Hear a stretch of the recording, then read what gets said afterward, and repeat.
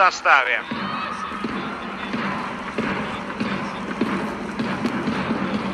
Stūrsteni, protams, arī draudz, lai gan pirmajā mačā neielaidām pēc stūrīšiem. Arī pirmajā puslaikā gandrīz nepieļāvām pie saviem vārtiem, tagad jau pirmajā minūtē pretiniecis nopelna standartu. Diezgan ātri izspēle no vārtu priekšā svārtu partnerēm, jo diezgan vienkārši apspēlēja Puļuhovičs šeit un arī šajā gadījumā Līdiņu, kura izvirzījās uz šo bumbu un iespēle vārtu priekšā.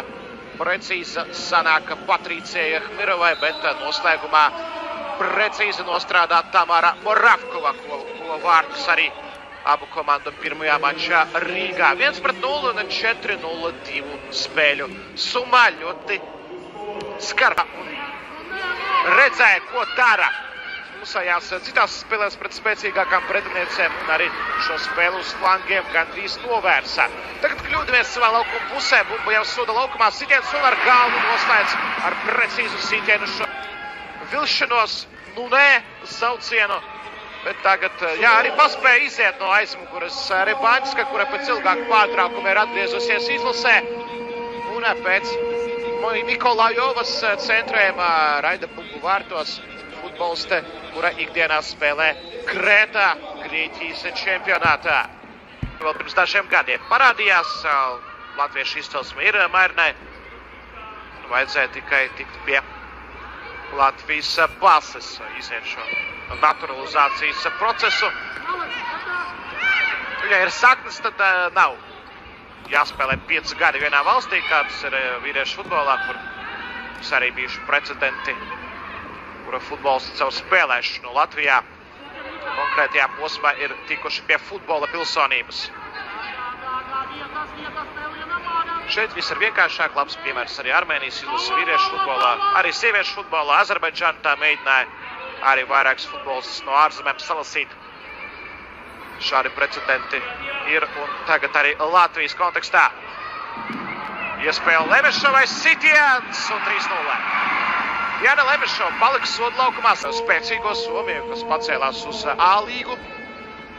Spēlē starp vadošajām komandām Eiropā jau šo pavasaru. Šeit varbūt izdevās palīdzēt Ročānai. Uzreiz virsū klāt bija Rebaņska un arī Lemešova palika priekšā.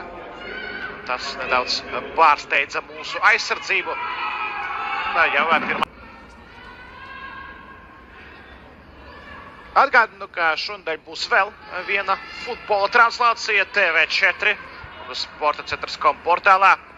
Latvijas superkaus vīriešiem jau 2. martā 14:00. Translācijas sākums krietni laicīgi būs. Varat jau pieslēgties uz pirmspēles intervijām un pasākumiem. RFS pret Rīga futbola klubu turpat, kur Latvijas sieviešu izlases spēlē par Slovākiju pirmo maču LNK sporta parkā. Iespēja uz tālo stābu, sitiena iespēja un ir 4. vārti Slovākijas komandai. Tomēr momentu 2. puslaikā Slovākietēm, bet tomēr izspieda šeit malā. Šķita, ka jau ir izdevies atsisties. Un arī emocijas no Selgas Penelopas Vidmoras, kura tikko nāca laukumā, tieši viņa ar galvu nospēlē un no viņas bumba nokļuva pie Mikolājovas.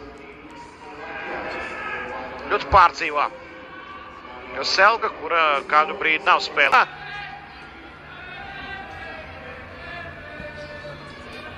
Ir sagaidījuši vārtu gūmu arī līdzjūtēt ar Navā 2. puslaikā. Dažs pat nākušās laukumā spēlētājs dodas uz priekšu, izspēlē un sitiens jau uztukšos vārtos 5-0. Ar spēka pietrūksta arī pirmajā mačā galotnē, to var saprast, jo tomēr nav vēl sācies Latvijas čempionāts, arī citi ārzemju čempionāti, kur spēlē vairākas mūsējās. Un tas viss noved pie tagad 2 ielaistiem vārtiem galotnē. Cerams, ka nebūs vēl kāds. Šobrīd 0-5 Slovākijā. Tas jau nav sevišķi patīkami, protams, B līmenī. Mums pārsteidz, ka Horvātija apsteidza Slovākiju, jo Horvātijai nav tik daudz labu futbolistu, spēlētāju Eiropas līmenī, klubu līmenī. Bloķēts sitiens. Mairna, ja jau vairāk bloķēts sitieni šajā mačā ir bijuši. Krājas statistika. Labas mājkustības, Selga izpapienā.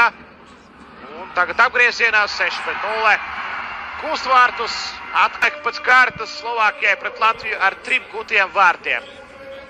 Te gan, diemžēl, sanāca 10 minūšu laikā ielaista 3 vārtus, 83., 87. un kompensācijas laika 4. minūte.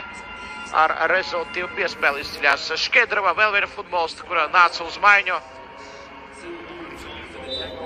Čehijā ikdienā spēlē, bet Kaladerova pārstāv Ofi.